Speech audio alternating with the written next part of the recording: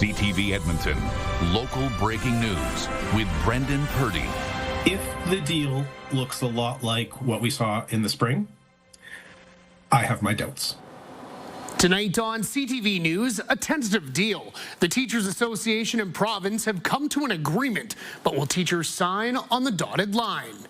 Good evening and thanks for joining us. A tentative agreement has been reached between the province and Alberta Teachers Association.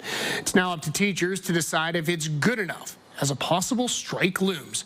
Nisa has the details. Most of the parents, they are working, and if the strike is happening, it will be a challenge for us, where to keep our kids. This mom of three is happy to hear that the Alberta Teachers Association and the province have reached a tentative agreement. The province's 51,000 teachers will now vote on this deal this weekend. If the deal looks a lot like what we saw in the spring, I have my doubts. A labor relations professor believes not much will have changed in this tentative deal. He says there is a high level of anger and frustration among teachers in the province. The two sets of negotiating teams hopefully recognize that and have figured out something to put in there for them. But if it looks like the deal I think it might be, I wouldn't be holding my breath. The ATA issued a statement writing, "Teachers do not take the decision before them lightly. They recognize what is on the line with this vote and remain committed to an outcome that prioritizes the future of our public education system." We saw a lot of both parties talking at the public about things and not to each other. And so they've gone extraordinarily quiet since late last week. And I think that was a sign that they had gotten serious and they were buckling down and they're saying, okay, what do we need to do? While both sides are not releasing the specifics of the deal, the province says the tentative agreement is strong on classroom investment. The ATA added that its educators will consider the tentative agreement that addresses salary and classroom complexity issues, which includes a commitment to hire an additional 3,000 teachers over the next 3 years. Parents have been warned to prepare childcare in case of a strike. The YMCA says more than 1,500 children are signed up for its day programs. Other parents are weighing their options. And I'm working, my husband working, so there is no other option for me, only the daycare. And daycare means I have to pay money for that. If a deal is not reached, teachers are expected to go on strike October 6th. Nisa, CTV News, Edmonton. Some evacuees from Chippewa Lake are returning home. They were forced to leave in May just before a wildfire leveled much of the hamlet, 450 kilometers north of Edmonton. The hamlet says 38 of its 62 homes were destroyed. 37 people have now returned to the east side of the lake, which was untouched by the fire. The municipal district is working to provide temporary accommodations. The MD's Reeve says the rollout is expected to begin in the coming weeks, allowing more evacuees to return home. Chippewa Lake is unfortunately the one where we actually had homes lost. This is over close to 50% of the community that was lost in the fire. Very difficult when you fly over and see the devastation from the air, because that fire covers so much area. The hamlet also lost its senior center and had major damage done to its water treatment plant. A temporary plant is expected to open in the coming weeks. Until then, the community continues to drive in water from Wabasca, roughly 2 hours away. New interim housing will be available for people in Jasper who lost their homes during last year's wildfire.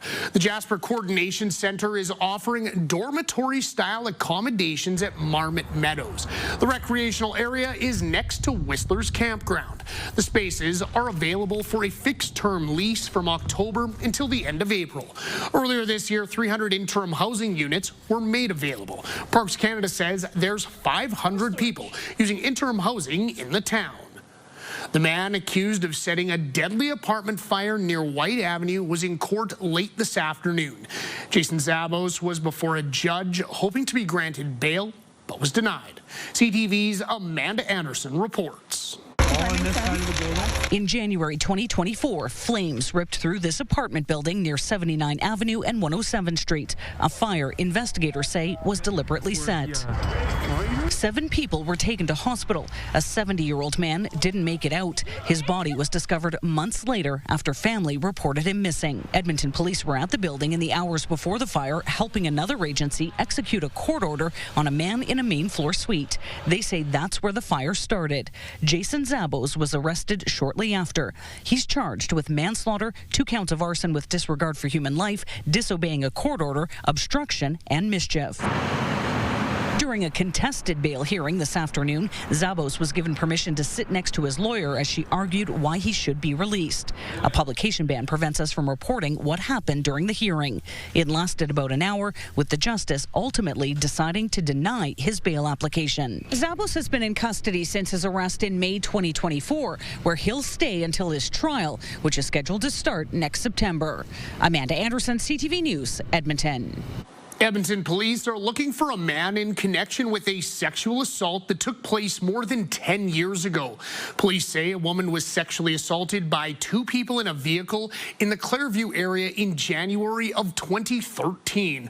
Warrants are on the lookout for 31-year-old Azad Yunus for sexual assault and uttering threats. Police say another suspect turned himself in earlier this month. He was underage at the time of the offense, so he can't be named. Police say DNA testing led to the recent identifications. Rescuers in southern Alberta are looking at bringing in reinforcements from the military in their search for a missing 5-year-old boy. Alberta Search and Rescue says talks with the armed forces and other groups have focused on which resources would benefit search efforts. Since Sunday, crews have been scouring the Crow's Nest Pass looking for Darius McDougall. RCMP say the boy didn't return to a campground from a walk with 6 young family members. RCMP says the boy's family is getting support from Victim Impact Services. Alberta now leads the country in the rate children are living in food insecurity. The Breakfast Club of Canada says it's witnessing the trend at a record pace, with tens of thousands of kids showing up to school hungry. CTV's Nicole Lampa has the story. I prefer that they're nice and warm. Miguel St. Pierre volunteers at St. Joseph High School's free daily breakfast program. He knows what it's like to go to school without healthy food. I used to come here in grade 10 and I didn't know we had the breakfast club, and I'd be hungry all day. According to the Breakfast Club of Canada, about 1 in 3 kids go to school hungry countrywide. It says the number has climbed in Alberta, with nearly 40% of children in our province now living in a food insecure household, an increase of 30% in 1 year. The organization says Alberta now has the highest child food insecurity rate among all provinces. Teacher Nathan Bai has seen the jump. He took over the breakfast program at St. Joseph 8 years ago. It started out at about 30 students, and now every day we feed approximately 250. The Breakfast Club of Canada is now fundraising to help offset costs. It is really due to the rise in food cost and the cost of living, and so that also reflects, of course, in the lives of students and their families. A local family doctor says healthy food in the morning is essential for young minds. So we need those calories for our brain, to fuel our brain, and we also know that it's important for the growth and development of a child too. So it's absolutely critical. Miguel agrees, saying he noticed the difference as soon as he joined the Breakfast Club. And once I found out, I would start eating breakfast and get my energy in the morning, and I do a lot better in school. The Breakfast Club of Canada says, despite recent help from the UCP government, it's now dealing with an unprecedented strain in Alberta. Nicole Lampa, CTV News, Edmonton. Alberta's Education and Child Care Ministry says the price of food has dramatically increased over the past few years. It points to recent government spending to address food insecurity, including $42 million for the rollout of the National School Program, on top of money to support Alberta's School Nutrition Program. Mad Canada is hitting the road with its annual school program to prevent impaired driving, and it's starting right here in Edmonton. This year's school program kicked off at Emmy Lazard High School. The 1-hour presentation included several short films to illustrate the risks of impaired driving. The session concluded with testimonies from both victims and survivors. We find, of course, the victim testimonials have the most impact on young people, hearing directly from victims who have suffered devastating loss or injury. This is a really good presentation. It always gets me thinking. This year's program also features an interactive quiz, encouraging students to reflect on their choices. The Forever Canadian group is hitting the road to gather more signatures for its petition. Former Alberta politician Thomas Lukasik is behind the group, trying to get the province to declare remaining in Canada is its official policy. He needs to collect nearly 300,000 signatures. Over the next few weeks, he'll be traveling by motorhome throughout the province to drum up support. While the total number of signatures collected so far is unknown, one volunteer says she's gathered more than 1,200. People are so happy to see me coming right around to their door because they don't know where to go and get signs, signatures, to take their signatures. So people are welcoming me into their home, and they're very happy to see us. We now know that in order to reach that number, we can't just collect signatures in large cities. We have to reach out to rural Alberta and to give everybody an opportunity to sign this petition. Lukasik says the first batch of petitions will be coming in later this week. An Edmonton Oilers player is taking a leave of absence following the death of his father. The Oilers say Vasily Podkolzin's father died suddenly last night. He's returning to Russia to be with his family. Podkolzin inked a 3-year contract extension with the team just yesterday. The Oilers Community Foundation is matching donations to the local charities for the first part of the hockey season. The foundation says it'll match every $25 donation made from today until January the 24th. The donation match will max out at $1 million. The foundation marking its 25th anniversary. 5 charities will be supported through the initiative, including Every Kid Deserves a Shot and Hockey Fights Cancer. Investments from the Edmonton Oilers Community Foundation have led to new treatments for cancer that are being manufactured right here in oil country. And the impact of that is not just in our community, but it'll spread across the country and around the world. Every $25 will also earn the donor a spot in a draw to meet Edmonton Oilers players. September is Childhood Cancer Awareness Month, and some parents are marking it by making blood donations. These families are paying tribute to the bravery of their kids as they face their cancer diagnosis. They're also thanking everyone who donates blood or plasma. Every year, roughly 1,000 children under the age of 15 are diagnosed with cancer right here in Canada. Over 86% survive thanks to treatment and donations of blood and money. My son was diagnosed with AML, leukemia, in 2021, and he had a stem cell transplant in 2021. So I think it's important for everyone to donate blood and to be on the stem cells registry, so I'm here to advocate for kids with cancer. You can book an appointment to donate at blood.ca. Health Canada is joining the list of agencies pushing back against the Trump administration claims linking Tylenol to autism. Health Canada says there is no conclusive evidence that using acetaminophen as directed during pregnancy causes autism or other neurodevelopmental disorders. The agency adds it's still the recommended treatment of pain and fever in pregnancy. It says not treating those symptoms can pose risks to unborn child. Thousands of students at the University of Alberta are getting ready to join the workforce. With Alberta facing a high unemployment rate, the school held a career day giving them a chance to meet potential future employers. CTV's Evan Kenny has more. Thousands of university students piled into the Butterdome today, hoping to find a new job. I'm here just to see kind of what other opportunities are available to me. Jake Reimer and Zayden Bodie are both mechanical engineering students. They say it's hard to find a job as a student, so they've come here to see who's hiring. We don't really have anywhere to go that tells you where to apply, so coming here and looking around, kind of seeing who is applying or taking these interns is kind of what I'm looking for. Nearly 100 employers were at the event, many accepting resumes on the spot. We are open to people who are looking to step into the world of the corporate environment. We provide the training that they would need. We're basically looking for people with the skill set candidates. Face-to-face interactions really help candidates set themselves apart. With so many candidates looking for jobs in this competitive market, the university says these in-person conversations can give you the upper hand. Last month, Alberta's unemployment rate for people aged 15 to 24 climbed to 17%, the highest it's been since 2017. Regardless of youth unemployment rates, we know that university degrees really future-proof you as an individual because of the multitude of skills that you have to offer. The event also offered resume review sessions and professional headshots. The U of A holds its Career Day every September. Evan Kenny, CTV News, Edmonton.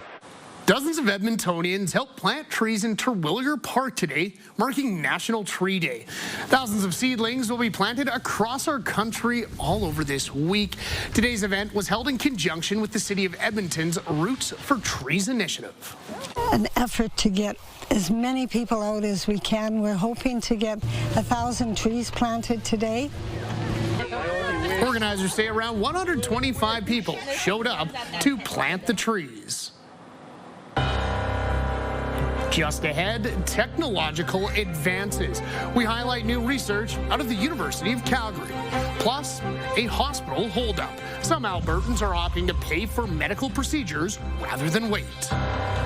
It takes you a year because you have to get an x-ray, then you get in line for an MRI, then you see a surgeon, and then you try the other things. You try the cortisone shot. Good evening, folks. For just the second time this month, temperatures did not get into the 20s. In fact, it was the coolest day since the middle of August. That was the last time we had temperatures in the mid-teens. 16 degrees today, a little closer to 20, though, in Fort McMurray, and we'll be back to around or just above 20 tomorrow. Take a closer look at that, and temperatures through the rest of the weekend into the weekend in just a few minutes.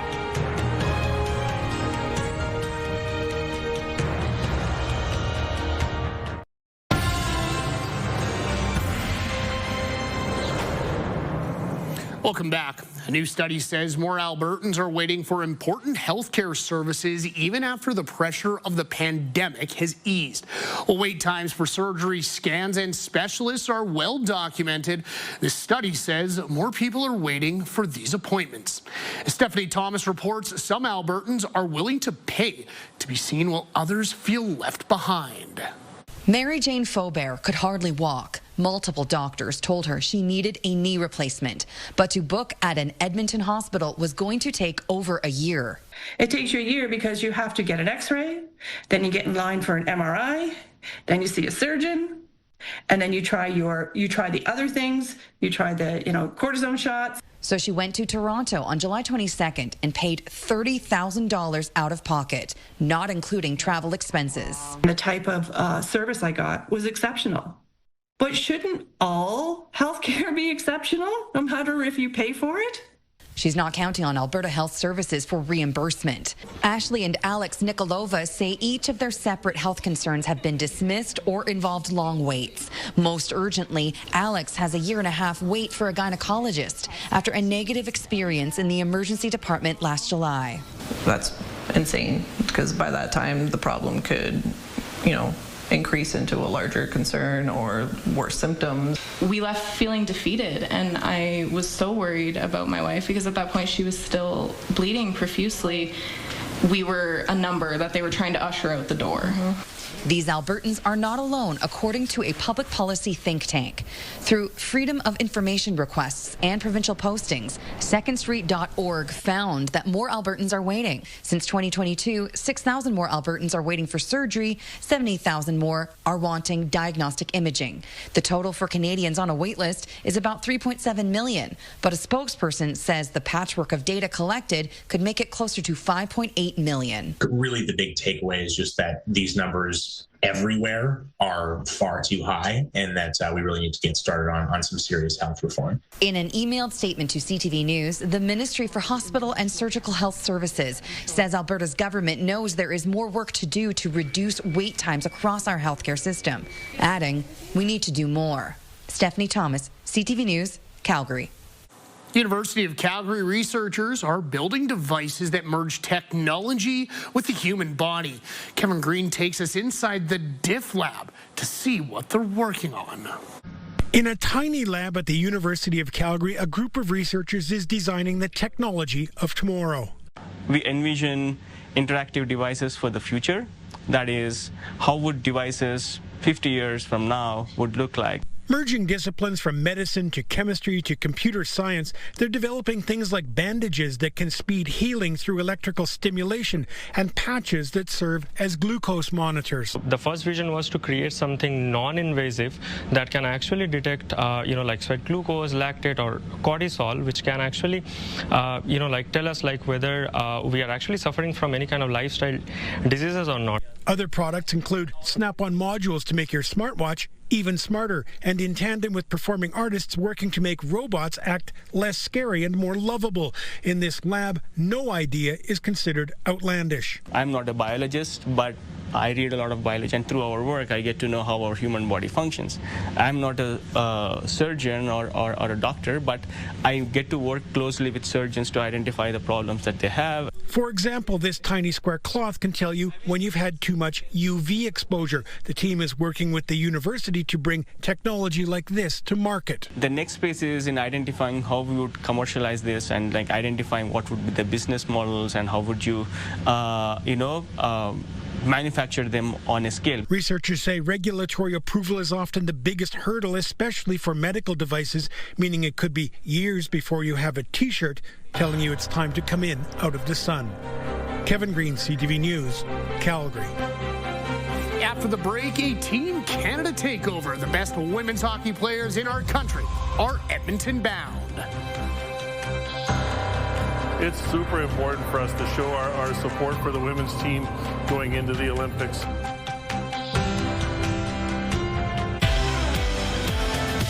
Coming up Thursday on Your Morning, we continue to prepare for fall, getting your yard and your skin ready. Plus, a look back at the shows that we watched when we were homesick from school. Your Morning Edmonton, weekdays. Programming brought to you by James H. Brown Injury Lawyers, the heavy hitters of injury law. Welcome back. Yes, it was cooler today, 16 degrees for a daytime high. That's no worse than about average, just a lot cooler than it's been for a while. In fact, as we mentioned earlier, you have to go back to the 4th of September. 20 days ago was the last time we were below 20 for a daytime high. We'll see a few more days below 20, though, for highs here over the next 5 to 10 days, well, and beyond. There's Futurecast. You can see some increase in cloud overnight tonight and into tomorrow morning across the northwest. But from Edmonton south, lots of sunshine through the day. Late in the afternoon, we'll see a little bit of thin cloud cover pushing into the Edmonton region. But showers should all avoid the Edmonton region until the evening. Through the afternoon, it's mainly northern Alberta. And then, there you go. Off to the west-southwest, pretty good chance of some showers or periods of rain tomorrow evening, and a few scattered showers potentially in the Edmonton region tomorrow evening. Friday, we're back to a little bit of sunshine, but temperatures will probably drop back to about 17 or 18 for a daytime high. 2 degrees in Fort McMurray, 4 in Grande Prairie, 5 here in the city, and Red Deer down to 3 degrees. You see these zeros, the Lloydminster Cold Lake, east central Alberta, as well as the high-level region, a frost advisory for tomorrow morning. No guarantee that you're going to see really heavy frost, but some patchy frost potentially in those areas. 17 in Fort McMurray, close to 20 for Cold Lake, Lac La Biche, into the mid-teens with cloudier skies in through the Peace Country. Red Deer gets to around 22. You'd be close to 20 in Lloydminster, and after being in the low 20s today, back to near 30 across the south. Here in Edmonton, 21 or 22, sunny with some late day cloud and then a chance of some evening showers. 18s Friday, Saturday, Sunday. We'll get another day in the low 20s Monday, and then after that, looks like we'll settle into the mid to high teens for daytime highs through the first 3 or 4 days of October. That is your forecast. The girls are back in town as Rogers Place will host the tee-up to Olympic women's hockey. The Canadian... It's super important for us to show our support for the women's team going into the Olympics, and very, very excited that they're coming here to Rogers Place for the final 2 games of the rivalry series. So the Canadian women's team will be taking over Rogers Place, playing the rivalry series against rivals Americans. It's only going to be a 4-game set this go-round and will be the last time that these two teams meet ahead of the Winter Games in Italy. Well, folks, the clip jumped early, and it was just me. It's because I'm so excited to have the rivalry series here in the Alberta capital. My gosh, I got to take it in a couple of years ago in both Saskatoon and Regina. It is a 12 out of 10 must-see. That's all from us tonight. Thank you so much for wrapping up your day with us on CTV. We'll see you back here, same time, same place, tomorrow night. Until then, take care, and goodbye for now.